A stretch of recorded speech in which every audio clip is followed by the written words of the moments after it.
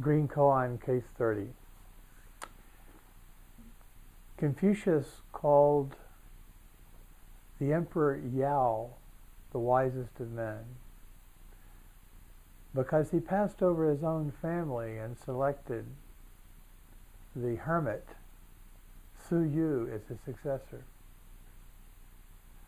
But Hsu-Yu declined the invitation, rejecting the honor, and said instead, even in the deep forest, the wren only uses one branch to make his nest.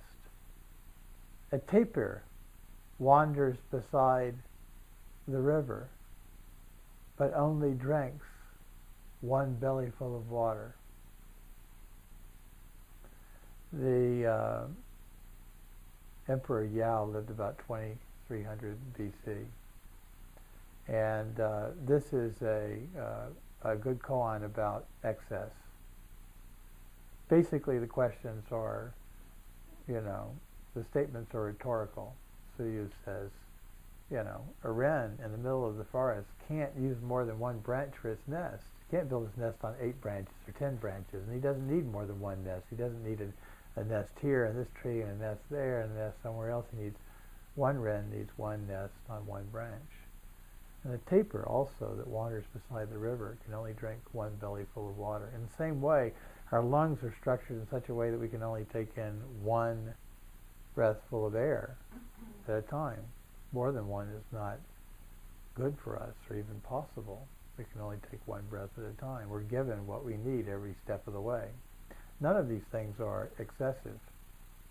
Now, Yao, this sort of, primordial emperor, whom Confucius called very wise because he's willing to give the whole kingdom over to a hermit. These hermits have been living in the Shuangzan Mountains for probably about 5,000 years.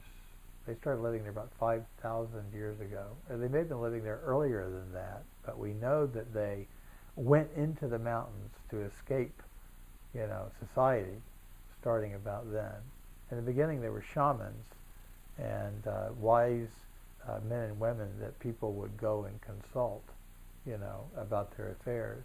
Later, they became Taoist and then Buddhist monks and nuns. And as recently as the early parts of the 20th century, government officials were still going to these people to get advice on how to conduct their governmental business. They were still considered valuable advisors.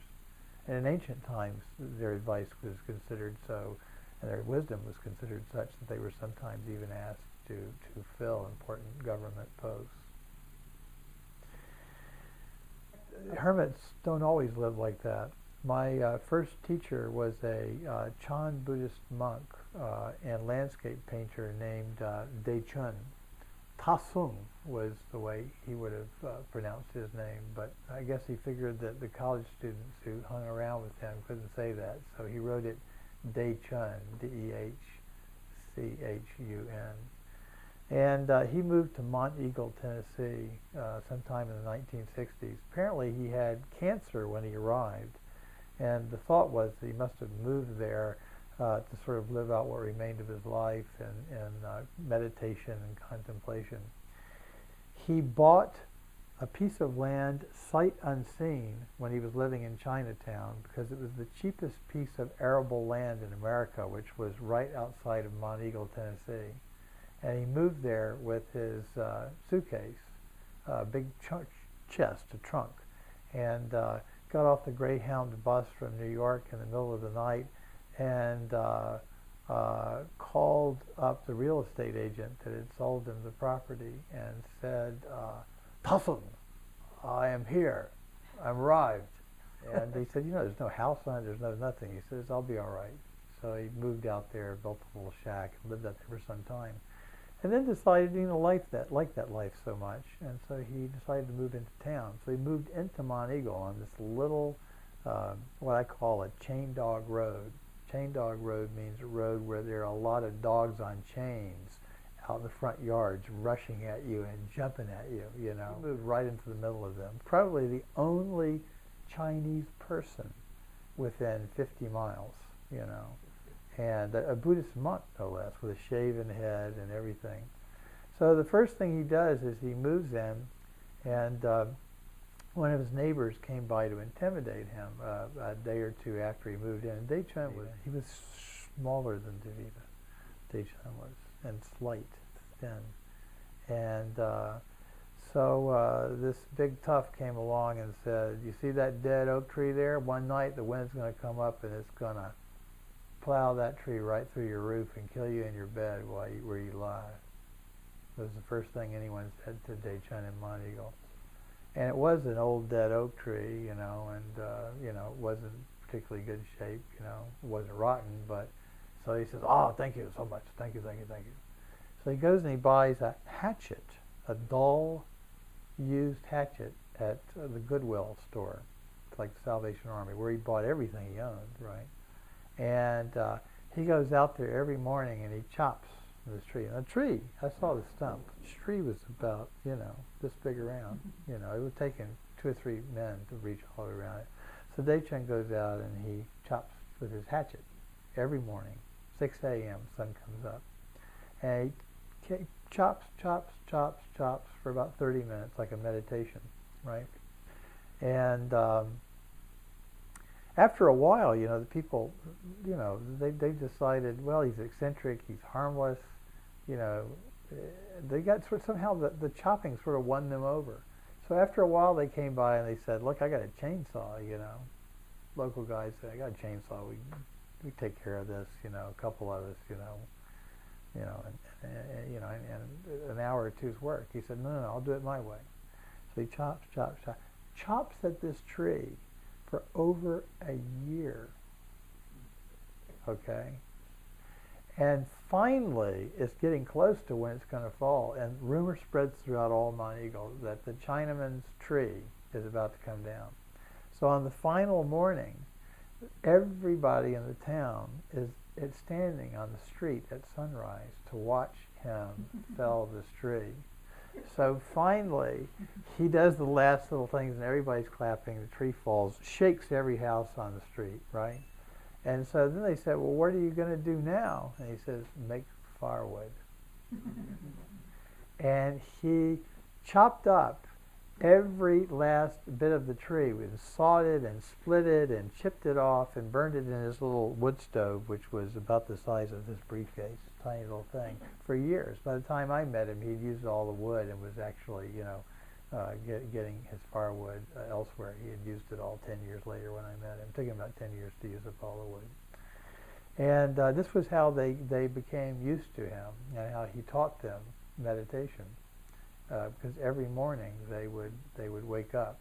And if he was sick, which he was in the early days, quite a bit, and wasn't able to make it outside, they would come by and they would ask, "Are you okay?" Because they hadn't heard the sound. He got over his cancer because his next door neighbors, who were Seventh-day Adventists, decided to convert him to Seventh-day Adventism by curing him of his cancer. And so they changed his diet and got him on a Seventh-day Adventist diet, which did cure his cancer. It completely disappeared. And for years afterwards, he would always say, Seventh-day Adventist, crazy kind of Christian, but they understand food. Dechun is sort of like my inner model for what a life of absolutely zero excess would look like. Dechun wasted absolutely nothing. There's a story famous among those of us who knew him. We were wandering around campus with him one day and we saw some pumpkins. And he said, "What's that?" We said, "It's pumpkins." He says, "I'll make you pumpkin pie if you come tomorrow." So he showed up, and it wasn't pumpkin pie at all. It was some kind of yam type thing. It was orange and sweet, and it had been mixed with flour and stewed for a long time. It was actually quite tasty. Well, while we were eating, because Dechun never wasted anything, he reused everything, one of the plastic spoons that we were using broke. And like everything in his house was like used, like reused and reused and used and reused. There was no plastic other than like these plastic spoons that he picked up at the Dairy Queen or something like that. He lived right behind the Dairy Queen, so they were there. He probably pulled them out of the trash, I'm sure. Other people threw away. And So it broke, and Steve, my friend Steve, was the one using the spoon, and he didn't know what to do with it. You know, he felt very embarrassed. He felt like he'd broken some treasure or something. So he was looking around for a garbage can, put the spoon in, and he looked, and he looked, and he looked throughout the entire house, and he looked out in the back of the house, and Dei-chun had no garbage can. Never had one.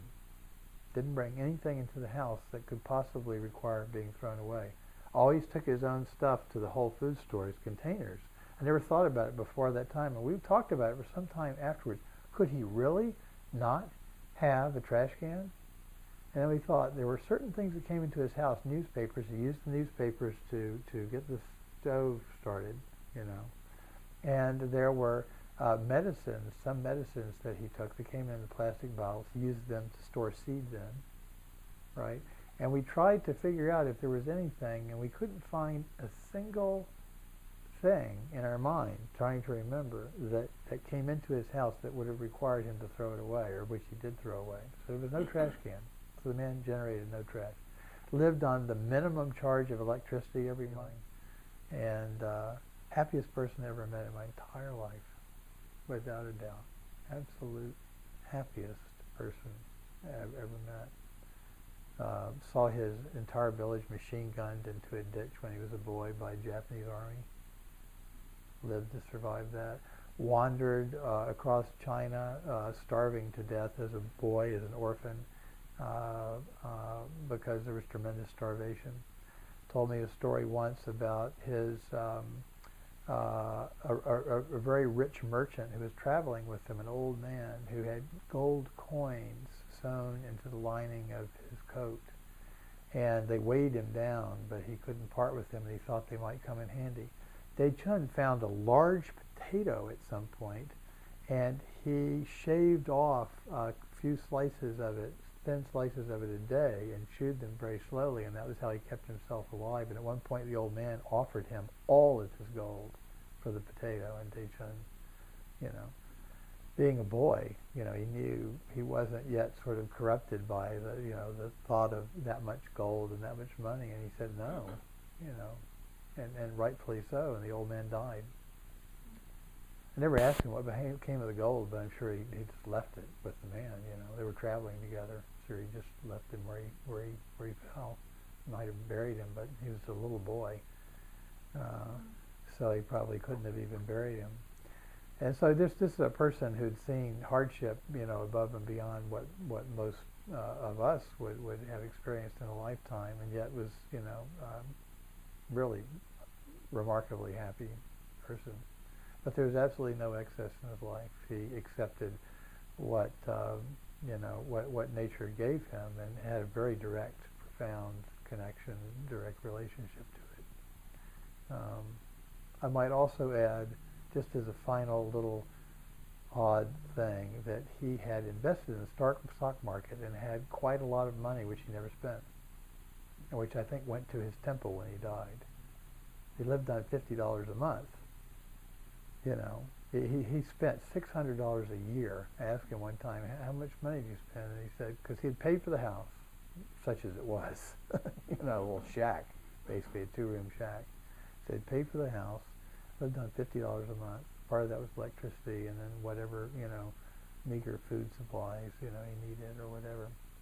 So I've got pictures of him at home. I should bring them. And if you ever come to my house, you'll see the two paintings on the wall next to him. I mean, next to when you come in the house and you walk around to the main room, there are two paintings on the wall. And those are by him. Anyway, Dei-chun was a hermit living in the world, basically, and tremendous affection. You know, I mean, I'm sure whatever the circumstances of his life, he may have married or had children at one point, but if so, they must have died, because, you know, years had passed when I met him. He was an old man. But he lived in close harmony with people, constantly had people in and out of his house, loved people, very involved in the world, you know, not in any political sense or monetary sense, but in the sense of being really connected to people, being loved by people, serving people.